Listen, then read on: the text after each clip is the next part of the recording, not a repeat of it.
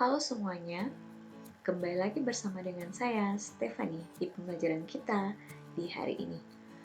Minggu yang lalu kita sudah mempelajari tentang katabolisme karbohidrat, yaitu respirasi aerob pada tahapan glikolisis. Nah, tahapan setelah glikolisis yaitu dekarboksilasi oksidatif sampai pada siklus Krebs dan rantai transport elektron. Pada kesempatan ini, dari tahapan glikolisis dihasilkan 2 ATP, 2 NADH, dan 2 asam pirufat. Kira-kira untuk masuk ke dekarboksilasi oksidatif, apakah asam pirufat itu dalam wujud yang sama asam pirufat, ataukah asam pirufat akan berubah?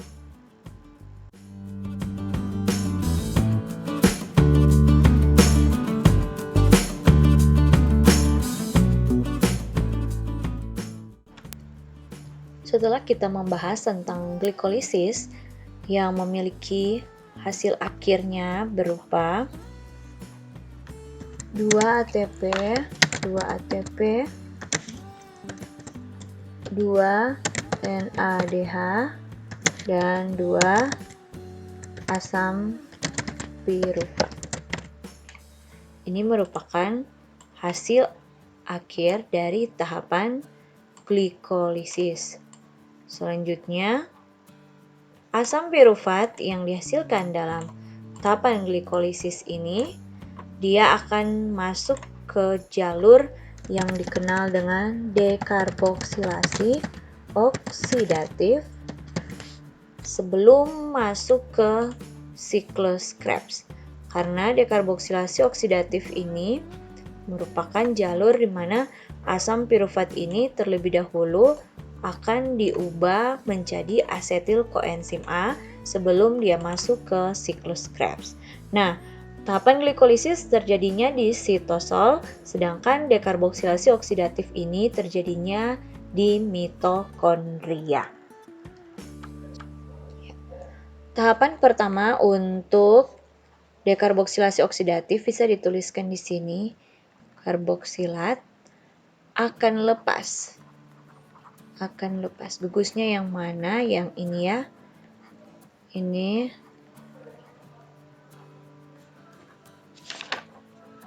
Ya. Oke. Kita tuliskan seperti ini. Dari asam pirufat. Jadi gugus karboksilat dari asam pirufat. Dia akan lepas menjadi karbon dioksida. Atau bisa kita tulis CO2. Jadi prosesnya akan jadi seperti ini. Ini kita gambarkan. Jadi di sini akan lepas dalam bentuk CO2 ya. Tuangnya begini. Kita taruh sini saja CO2.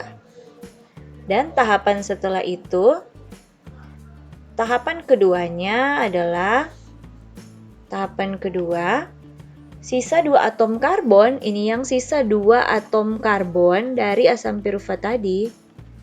Sisa 2 atom karbon dari pirufat. Jadi sisa 2 atom karbon dari pirufat. Nah, yang tadi, ini kan gugus karboksilat lepas.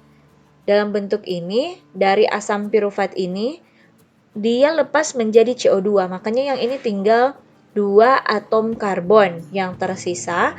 Yang nantinya 2 atom karbon ini dalam bentuk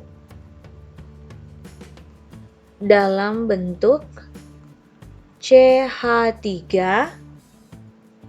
CO-omin mentransfer kelebihan elektronnya pada NAD+. Jadi di sini digambarkan seperti ini. Karena yang tadi dia mentransfer kelebihan elektronnya pada NAD+, sehingga terbentuk, jadi di sini sehingga terbentuk apa yang kita kenal dengan NADH. Jadi dia akan terbentuk NADH. Dari NAD+, akan terbentuk NADH. Dan dua molekul atom karbon tersebut berubah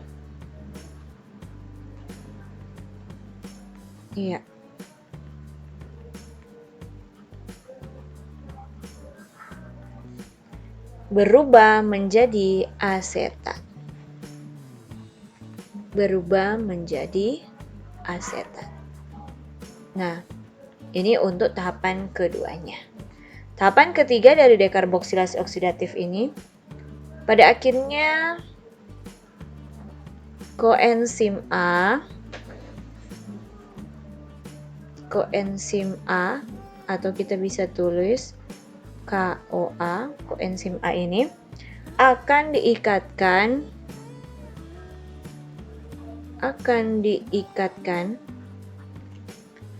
pada asetat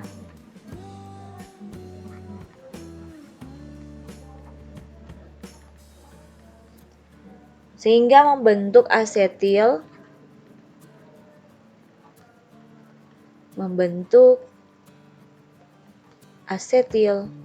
koenzim A.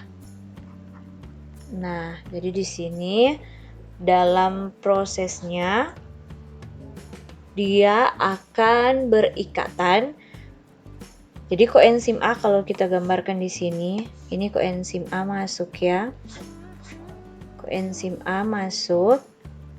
Nantinya koenzim A ini akan berikatan dengan asetat yang sisa tadi, yang dua karbon tersebut berikatan dengan koenzim A sehingga akan membentuk apa yang kita kenal dengan asetil koenzim A dengan karbon ada 1, 2. Kenapa tinggal 2? Karena tadinya yang satu ini sudah keluar, dilepas menjadi CO2. Inilah yang menjadi tahapan persiapan sebelum masuk ke siklus Krebs. Selanjutnya, tahapan yang ketiga adalah tahapan yang kita kenal dengan siklus Krebs. Ya. Siklus Krebs ini terjadi dalam matriks mitokondria.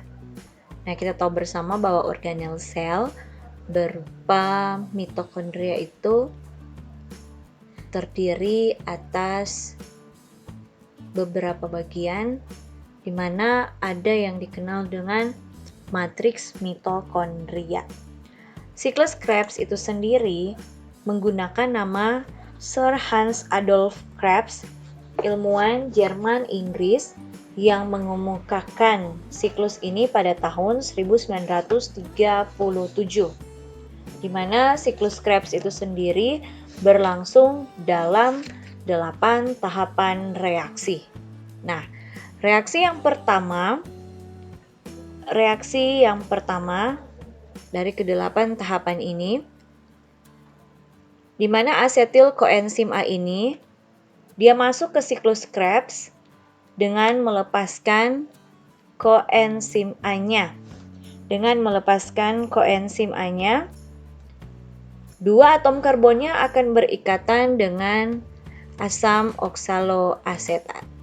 Jadi dua atom karbon akan berikatan dengan asam oksaloasetat. Yang 4C akan membentuk asam sitrat 6C. Jadi dia akan melepaskan koenzim A-nya. Jadi ini asetil koenzim A, di sini ada asam oksaloasetat, kita bisa tulis oksaloasetat yang memiliki 4 karbon. 1, 2, 3, 4. Nah, asetil koenzim A ini dia yang nantinya akan melepaskan koenzim A-nya, dan dua atom karbon ini yang nantinya akan berikatan dengan asam oksaloasetat membentuk apa yang kita kenal dengan asam sitrat. Jadi ini asetilnya ini akan bergabung ya. Dua atom karbon bergabung dan oksaloasetat membentuk yang kita kenal dengan asam sitrat. Kita bisa tuliskan di sini yang memiliki atom karbon 6. Jadi 1, 2, 3, 4, 5, 6. Tentu proses ini dibantu oleh enzim yang bernama sitrat sintetase. Jadi kita bisa tulis di sini sitrat sintetase. Ini nama enzimnya. Itu untuk tahapan yang pertama. Tahapan yang kedua, satu molekul air atau H2O dikeluarkan dan satu molekul air yang lainnya ditambahkan kembali sehingga asam sitrat akan membentuk isomernya menjadi asam isositrat yang tentunya masih memiliki atom karbon 6. Jadi di sini akan dikeluarkan. Jadi di sini ya. Oke. Ia akan dikeluarkan molekul air. Jadi ada pengeluaran molekul air.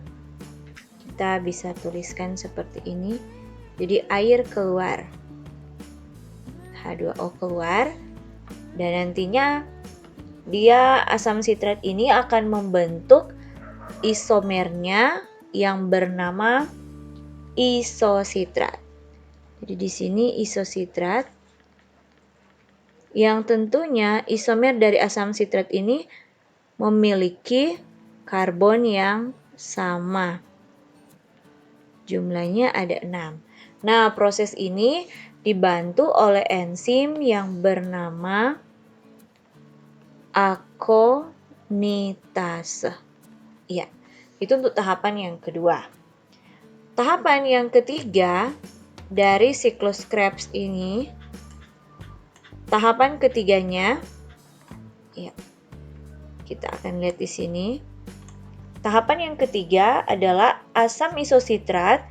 Dia akan melepaskan gugus karboksil COO- dalam bentuk CO2. Jadi dia akan melepaskan ya.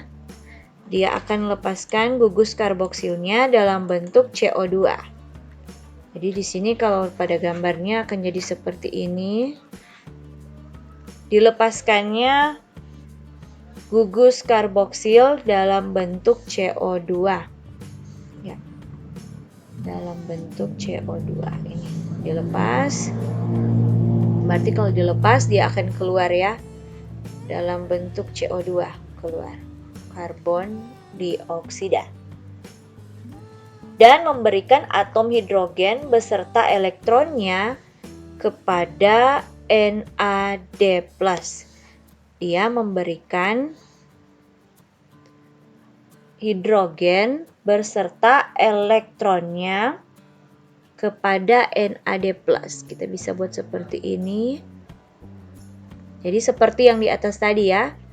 Akan disumbang satu lepas. Dia akan menyumbangkan elektronnya kepada NAD+, sehingga ini membentuk apa yang kita kenal dengan NADH. Sementara itu, asam isositrat ini akan berubah menjadi asam alfa ketoglutarat. Atau biasa kita tulis saja seperti ini. Alfa ketoglutarat. Tentunya ada enzim yang bekerja membantu proses ini, yang kita kenal dengan nama isositrat dehidrogenase. Isositrat dehidrogenase. Ini untuk tahapan yang ketiga. Jadi kalau kita tulis ini tahapan pertama, yang ini bisa ditulis tahapan 1. Ini tahapan 2, enzim yang kedua. Ini tahapan yang ketiga. Tahapan yang keempat untuk proses ini, karena tadi ada 8 tahapan ya. Tahapan yang keempat, asam alfa ketoglutarat ini, ya oke, sebelum lanjut kita lihat ya, di sini isositrat ada 6 atom karbon. Karena sudah dilepaskan gugus karboksilnya dalam bentuk CO2 sehingga akan ditransfer atom hidrogen beserta elektronnya kepada NAD+ membentuk NADH, maka isositrat ini akan membentuk alfa ketoglutarat yang jumlah karbonnya sudah berkurang 1. Yang tadinya 6, sekarang 5. Di mana yang satunya sudah keluar dalam bentuk karbon dioksida. Karena setelah dilepaskan gugus karboksil 1 dalam bentuk karbon dioksida akan menyumbangkan elektron dan hidrogennya kepada NAD+, sehingga NAD+ ini akan membentuk apa yang kita kenal dengan NADH. Nah, proses yang keempat, di mana alfa ketoglutarat yang karbonnya 5 ini akan berikatan dengan koenzim A. Jadi akan masuk lagi ini koenzim A. Jadi di sini kita bisa gambarkan seperti ini, koenzim A masuk dalam proses ini. Jadi bisa ditulis seperti ini ya. Kalau di atas kita bisa lihat ini koenzim A. Dia masuk. Kalau tadi itu berarti ini masuknya begini ya. Koenzim A masuk. Koenzim A masuk. Membentuk senyawa antara yang bernama suksinil koenzim A. Nah, suksinil koenzim A. Yang ternyata suksinil koenzim A ini beratom karbon 4. Tentunya ketika proses ini terjadi, di sini juga dia akan melepaskan karbon dioksida. Jadi karbon dioksida akan dilepaskan lagi. Jadi ada pelepasan karbon dioksida dan prosesnya sama seperti di atas. Ketika karbon dioksida dilepaskan, maka akan menyumbangkan kelebihan elektronnya dan hidrogen pada NAD+ sehingga terjadilah pembentukan NADH. Jadi di sini kita bisa tuliskan seperti ini. Jadi ini ada masuk Na plus kelebihan elektronnya ya, membentuk yang kita kenal dengan NADH. Proses yang keempat ini dibantu oleh enzim yang bernama alfa ketoglutarat dehidrogenase. Jadi kita bisa tuliskan alfa ketoglutarat dehidrogenase. Ini adalah tahapan yang keempat. Tahapan yang keempat. Ya. Selanjutnya untuk proses pada tahapan yang kelima, yaitu fosforilasi tingkat substrat. Dimulai dengan dilepaskannya kembali koenzim A. Jadi koenzim A itu akan dilepas lagi, dilepaskan kembali ya koenzim A-nya sehingga membentuk pengikatan fosfat. Jadi koenzim A dilepas kembali sehingga terbentuk pengikatan fosfat oleh GDP. Atau guanosin difosfat. Jadi ini ada pengikatan ya, pengikatan P oleh GDP, guanosin difosfat menjadi GTP. Apa itu GTP? Guanosin trifosfat. Kalau GDP, guanosin difosfat, GTP, guanosin trifosfat. Nah, GTP ini serupa dengan ATP jika menyumbangkan satu gugus fosfat ke ADP. Jadi dia serupa dengan ATP jika menyumbangkan satu gugus fosfatnya ke ADP. Jadi dia seperti ini ya. Nah, senyawa antara suksinil koenzim A berubah menjadi suksinat. Jadi dari suksinin koenzim A akan dilepaskan kembali koenzim A-nya membentuk suksinat yang memiliki atom karbon sama dengan suksinil koenzim A karena tidak ada pengeluaran ya dalam bentuk gugus karboksil CO2. Jadi ini tetap 4 karbon. Di mana dalam proses itu dikenal dengan fosforilasi tingkat substrat. Koenzim A yang dilepaskan kembali membantu pengikatan satu fosfat oleh GDP menjadi GTP, yang mana GTP ini serupa dengan ATP jika menyumbangkan satu fosfat ke ADP. Jadi ini bisa kita naik seperti ini ya, supaya tidak bingung jadinya. Ini ya, oke. Itu untuk tahapan yang ke-5. Tentunya tahapan ini dibantu oleh enzim yang bernama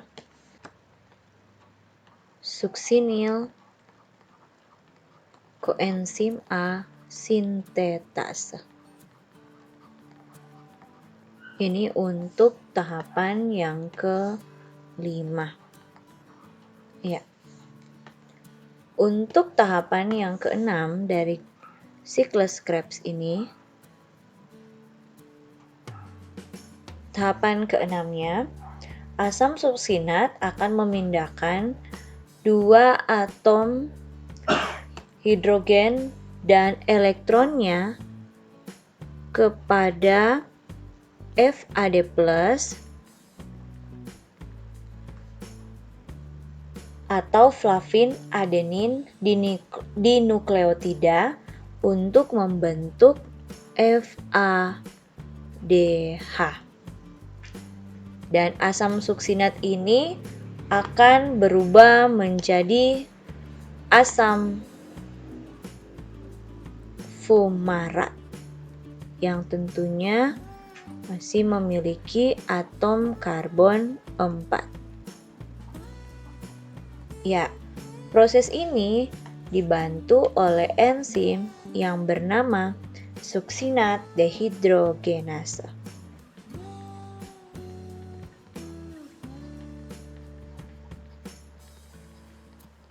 Ya, ini adalah tahapan yang ke-6. Tahapan ke-7,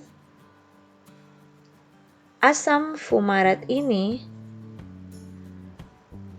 akan berikatan dengan H2O. Jadi dia akan berikatan dengan H2O. Saya tulis di sini ya. Jadi di sini ada H2O yang masuk ya. Dia akan berikatan dengan H2O membentuk asam malat. Jadi dia akan membentuk asam malat yang tentunya atom karbonnya masih sama 4C. Nah, ini dibantu oleh enzim yang bernama fumarase. Jadi enzimnya bernama fumarase. Ini adalah tahapan yang ke-7 dari tahapan siklus Krebs. Selanjutnya, tahapan yang terakhir dari siklus Krebs ini, asam malat ini akan mentransfer kembali atom H dan elektronnya ke NAD+. Jadi dia akan mentransfer kembali elektron dan hidrogennya ke NAD+. Jadi di sini NAD+, sehingga terbentuklah NADH. Dan asam malat berubah menjadi asam oksaloasetat 4C yang akan digunakan dalam siklus Krebs selanjutnya. Peristiwa atau tahapan ini dibantu oleh enzim yang bernama malat dehidrogenase. Kita bisa tuliskan di sini malat dehidrogenase.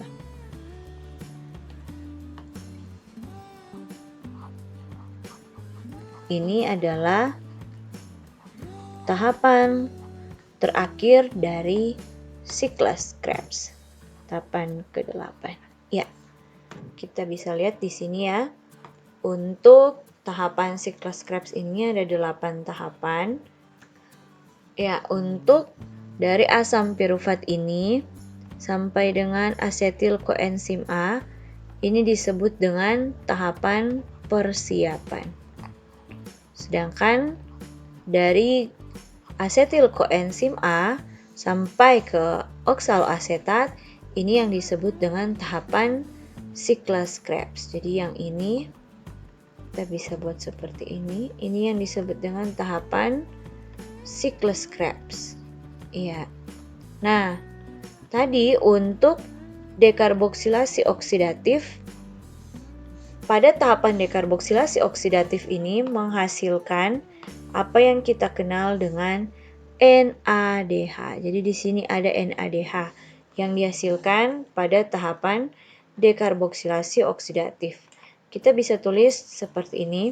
Untuk tahapan dekarboksilasi oksidatif, atau kita singkat saja ya dengan tulisan DO. Ada apa saja yang dihasilkan? Yang dihasilkan dalam tahapan DO ini adalah NADH. Berapa jumlahnya? Kita lihat ya, ada 1 NADH. Nah, untuk tahapan DK atau disebut siklus Krebs, DK atau SK, siklus Krebs ya. Kita lihat apa saja yang dihasilkan.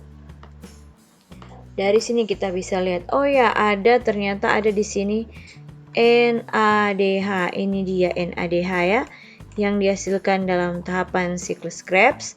Kita bisa lihat. Terus di sini supaya jelas kita tandai dulu. Kita tandai. Ini NADH ya yang dihasilkan. Ini 1, 2. Cari semua yang NADH.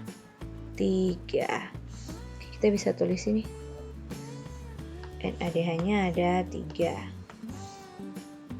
NADH-nya ada 3. Terus ada apa lagi? Ya, di sini kita lihat ada ATP juga yang dihasilkan dalam tahapan ini.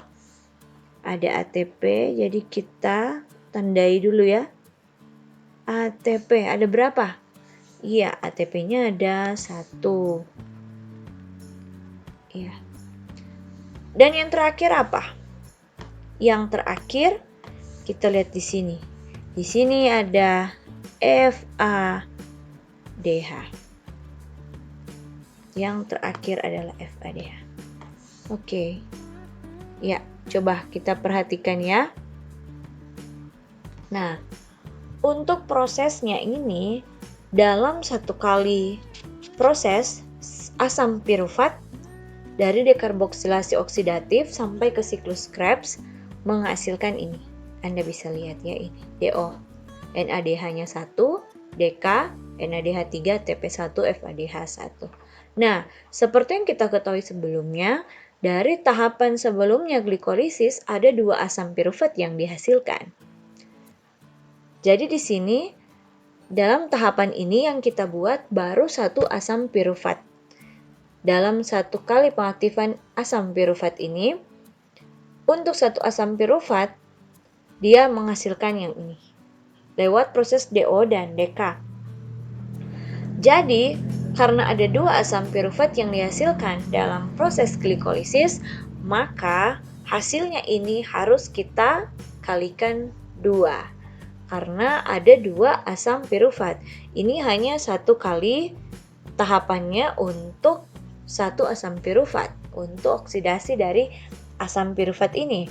Tetapi yang kita ketahui dari glikolisis bahwa asam piruvat yang dihasilkan dari proses itu ada 2, maka prosesnya ini dia menghasilkan hasil yang ini kita kalikan 2 karena ini hanya berlaku untuk 1 asam piruvat saja. Karena ada 2, maka ini akan dikalikan 2. Jadi dalam dekarboksilasi oksidatif NADH yang dihasilkan adalah 2. Kita bisa tulis sini 2 NADH. Berarti kalau di siklus Krebs NADH-nya kalau dikali 2 berarti jumlahnya di sini adalah 6. 3 dikali 2 6.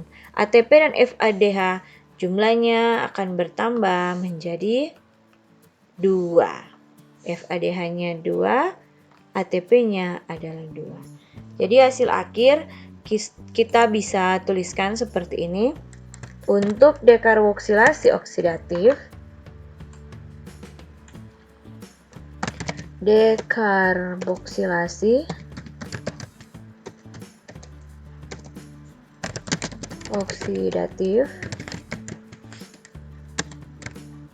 NADH 2 NADH,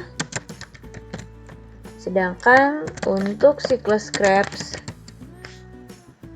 hasilnya adalah 6 NADH,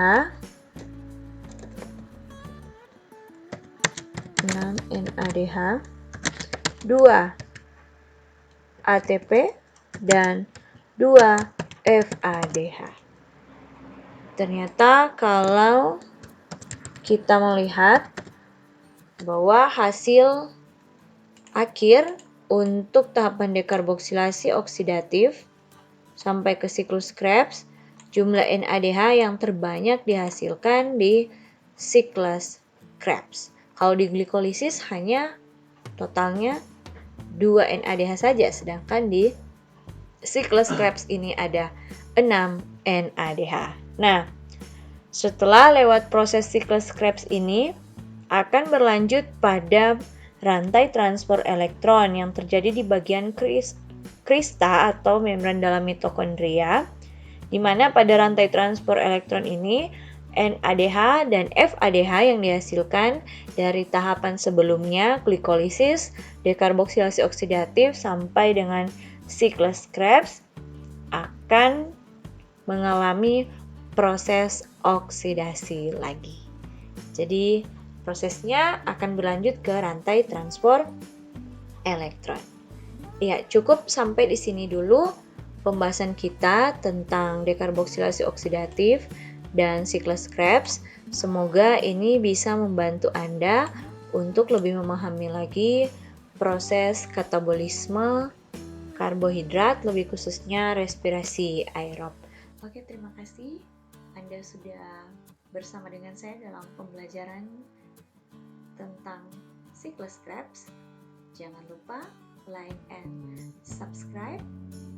Jangan lupa komen dan tentunya tekan tanda lonceng agar supaya Anda bisa mengikuti video-video terbaru dari channel kami.